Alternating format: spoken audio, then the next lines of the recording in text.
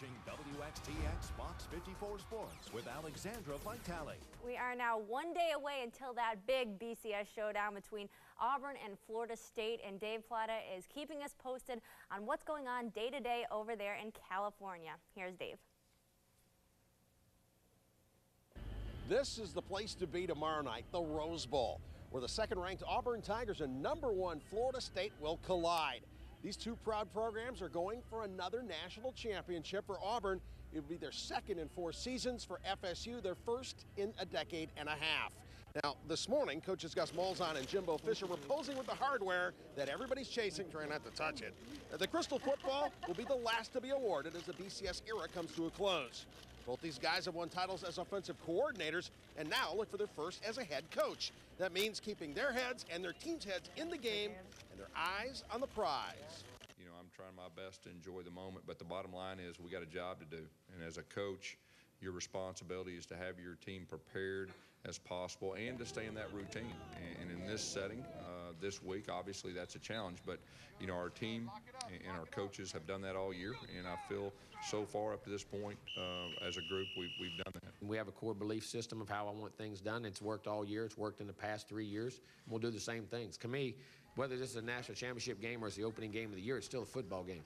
And that we're going to do the same base fundamentals, put our kids at ease with the things we do and how we believe, and our routine will stay exactly the same. And hopefully we'll do very well. No doubt about it. These are two great teams. Which one is best? We're going to find out in a little over 24 hours. And I, for one, cannot wait. Alex? All right, excellent. Thank you, Dave. Okay, in the NFL today, we kick things off with the San Diego Chargers taking on the Cincinnati Bengals. The Bengals are the only team representing the AFC North this year, and usually they have the right combination of offense and defense to get the job done. Today, that just wasn't the case. We'll pick things up in the first quarter. Danny Woodhead taking it in, 5 yards for the first score of the day to make it 7-0 San Diego. Then we head to the second quarter, second and goal. Andy Dalton has an answer for that 4-yard touchdown pass to Jermaine Gresham, and we're tied at 7. Now we'll go to the third quarter. It turns really bad for Cincinnati here. Andy Dalton getting sacked today, throwing interceptions left and right this season. He had 3 turnovers in the second half today. That one you just saw.